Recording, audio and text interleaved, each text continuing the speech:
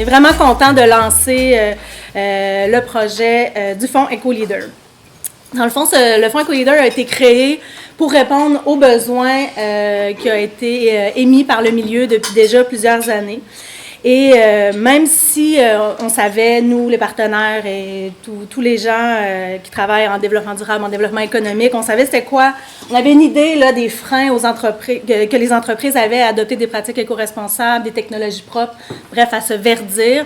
Ensemble, je pense qu'on peut faire bonifier même le Fonds EcoLeader puis s'assurer que c'est un grand succès pour que la CAQ continue de l'appuyer encore plus, nous donne encore plus d'argent pour développer ce secteur d'activité-là. C'est un mandat donc, qui a été confié au Fonds d'Action québécois pour le développement durable, justement qui s'occupe de la coordination de l'initiative, en partenariat avec Écotech Québec, avec Audrey qui est là ici ce matin, et le Centre québécois de développement durable qui joue le rôle d'animateur de réseau. Le Fonds EcoLeader est basé sur 2 piliers qui sont le réseau d'agents du Fonds EcoLeader, mais aussi le programme de financement. La mission de Véronique, la mission des autres agents aussi, c'est vraiment d'orienter les entreprises vers les meilleures ressources possibles afin qu'elles puissent réaliser leur projet d'adoption de pratiques éco-responsables ou ultimement d'acquisition de technologies propres. Et vous l'aurez deviné, c'est la Naudière économique là, qui porte le projet ici dans la Naudière avec son agente Véronique. Ils sont appuyés aussi par l'animateur du réseau, donc le CQDD, par le spécialiste en technologie propre Écotech Québec. Le deuxième pilier, qui est le programme de financement, qui est une enveloppe de 18,5 millions de dollars. C'est une enveloppe qui est accessible à toutes les entreprises au Québec. Qui souhaitent justement passer à l'action, qui souhaitent engager un expert pour augmenter accroître leur bilan environnemental et leur compétitivité. Donc, le programme de financement permet la réalisation de 3 types de projets, donc des études, des diagnostics, des plans d'action et de l'accompagnement en préparation à l'acquisition. Nous, on est vraiment dans les premiers pas, dans la préparation pour le passage à l'action. On veut faire bouger et c'est pour ça qu'on veut viser autant d'entreprises au Québec.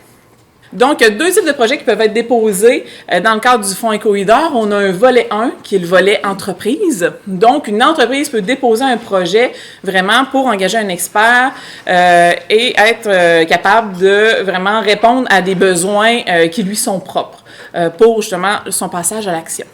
L'autre volet, c'est le volet cohorte, qui est un volet un petit peu plus coopératif. Dans ce volet-là, une association, un regroupement, une fédération de coopératives ou une entreprise pourrait justement rassembler plusieurs entreprises qui veulent travailler ensemble à des besoins communs pour mettre en lien, pour partager des expériences, mais aussi des ressources. Donc ça va être des projets là, à plus grand déploiement, mais chacun sont importants, puis on voulait avoir une diversité pour répondre justement à la diversité qu'il y a dans le milieu aussi.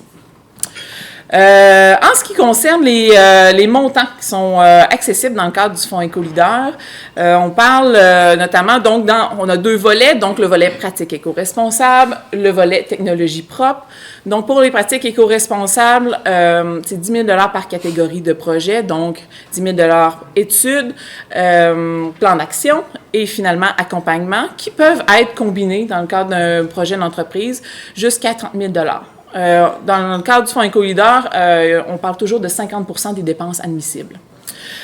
Ensuite, pour ce qui est des technologies propres, il y a un 35 000 $ maximum pour plan d'action et études, et finalement un 15 000 $ pour de l'accompagnement qui serait préalable à l'acquisition d'une technologie propre. Donc, on ne parle pas de l'implantation en tant que telle, mais toutes les étapes qui viennent, par exemple pour trouver des fournisseurs, pour trouver des sources d'approvisionnement dans certains cas. Donc, on essaie de combler avec le Fonds EcoLeader finalement certains trous de financement qu'il y aurait, puis qui empêcheraient, qui bloqueraient les entreprises de passer à l'action. Donc, dans le cadre de volet cohorte, comme vous en doutez, les montants sont un peu plus grands. C'est toujours 30 000 $ ou 50 000 $ par entreprise au maximum, jusqu'à concurrence de 300 000 $ pour les pratiques éco-responsables et 500 000 $ pour les technologies propres. Et il n'y a pas de maximum d'entreprises, c'est-à-dire que il peut y avoir plus qu'une dizaine d'entreprises pour une cohorte, parce que justement, il y a des économies d'échelle, puis on veut que ça bouge, puis on veut faire un effet d'entraînement aussi.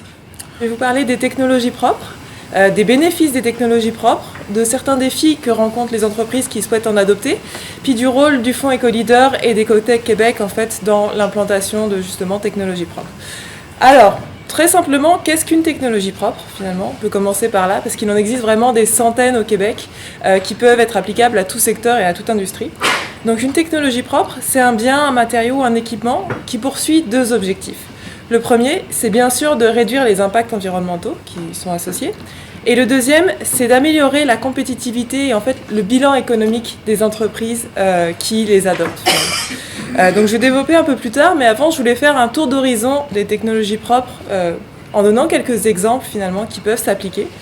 Celui auquel on pense tous en général, c'est principalement, mettons, les panneaux solaires ou les éoliennes, mais ils existent vraiment partout. Il y en a dans le préchauffage de l'air, dans la récupération de chaleur, dans le remplacement du combustible fossile, dans la gestion des matières résiduelles.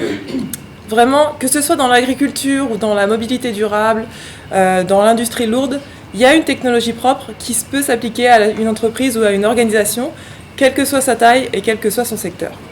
Pourquoi c'est intéressant en fait d'utiliser ou d'adopter une technologie propre? C'est parce qu'il y a de nombreux bénéfices qui lui sont associés. Le premier auquel on pense bien sûr, c'est l'augmentation de la compétitivité. Parce que ce qu'on a constaté, c'est que les entreprises qui implantent une technologie propre, en général, implantent aussi un climat d'innovation puis des performances techniques accrues qui leur permettent vraiment de se démarquer puis d'augmenter leurs revenus et leur compétitivité. On peut également penser en fait à une réduction des coûts au niveau soit de la gestion de l'énergie, soit de la gestion des matières résiduelles. Ce qu'on aime bien citer comme exemple, c'est une entreprise près de Québec qui s'appelle Resto Plaisir, qui a implanté un petit robot en fait de gestion des matières résiduelles, en fait un robot de compostage, et qui peut économiser ainsi plusieurs milliers de dollars par mois, rien qu'en frais gestion de matières résiduelles, gestion du personnel et gestion de l'énergie en fait, en ayant implanté ce petit robot.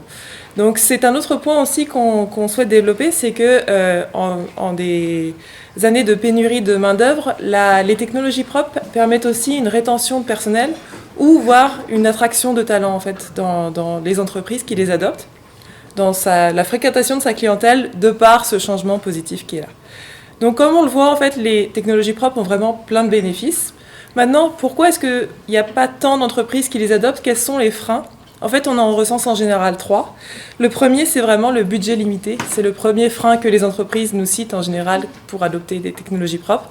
Parce que c'est vrai que ce sont des technologies qui sont quand même conséquentes et qui nécessitent des moyens d'immobilisation assez lourds. Le deuxième, c'est aussi le focus premier des entreprises et en général sur la production et pas nécessairement sur la recherche d'innovation. Et puis le troisième, c'est qu'il y a une méconnaissance des innovations connues et accessibles pour les entreprises. La Naudière économique travaille en développement durable depuis 2009. On était au tout début de ce qui se faisait en partenariat notamment avec le CCTI, grâce notamment à deux visionnaires, Stéphane Paré, Jocelyn Le Grandpré, qui avaient à cœur le développement durable.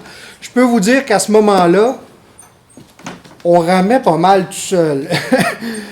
C'était très difficile. Aujourd'hui, on est dans un tout autre timing. Je pense que c'est la notion de développement durable, la notion de faire différemment pour protéger nos acquis collectifs, qu'ils soient environnementaux ou autres. C'est dans l'air du temps.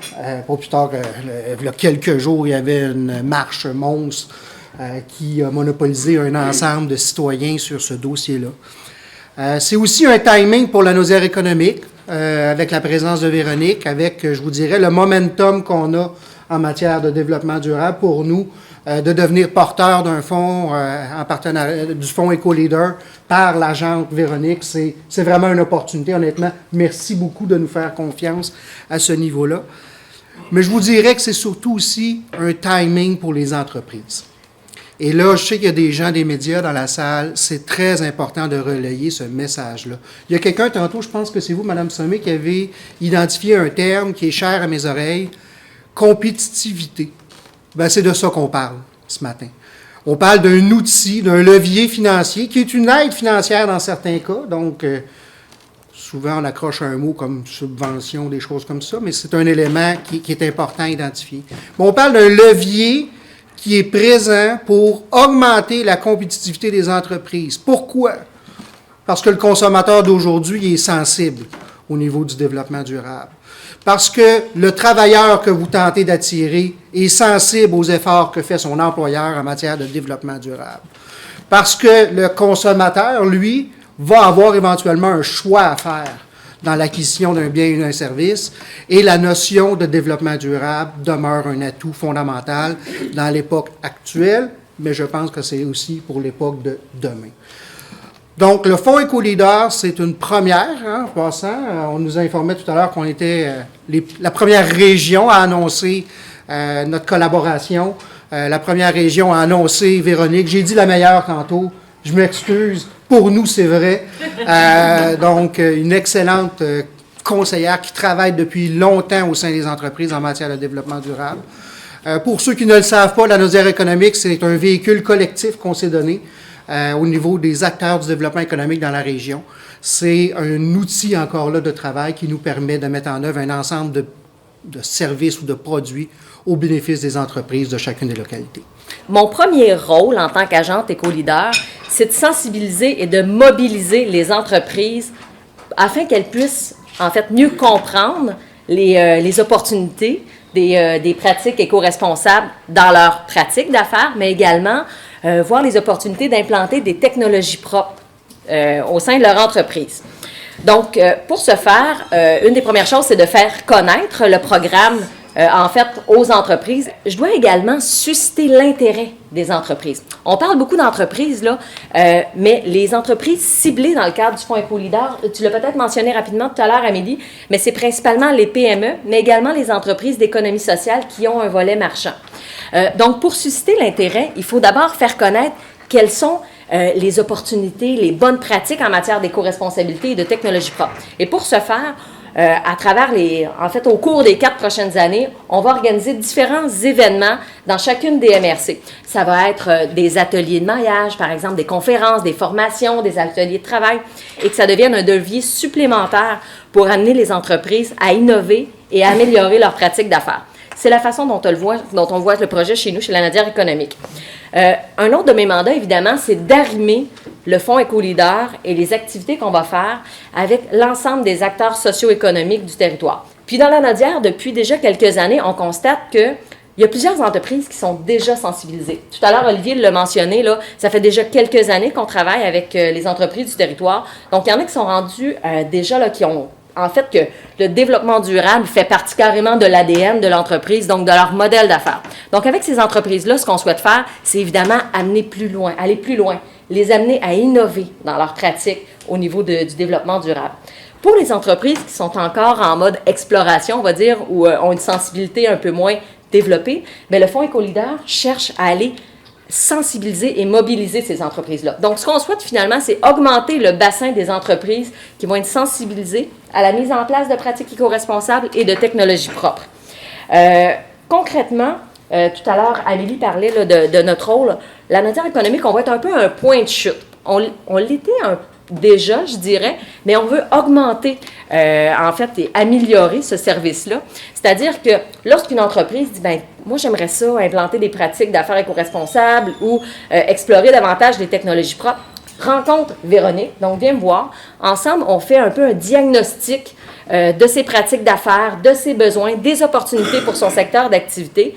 Et mon rôle par la suite va être d'orienter les entreprises soit vers le bon fournisseur de services, le bon expert qui va pouvoir l'accompagner dans ce processus-là, dans cette démarche, ou encore vers les bons programmes de financement qui vont pouvoir finalement appuyer financièrement le passage à l'action de l'entreprise. La collaboration entre la direction régionale et la Naudière économique, mandatée pour déployer les activités du Fonds EcoLeader, vise la complémentarité des offres de services comme on fait toujours et la cohérence et l'efficacité des interventions auprès des entreprises. La direction régionale du ministère apportera son soutien aux activités du Fonds Éco-Leader en matière de promotion des activités lors de nos formations, lors des conférences, de sensibilisation de la clientèle d'entreprises du ministère à l'adoption des pratiques éco-responsables ou de technologies propres.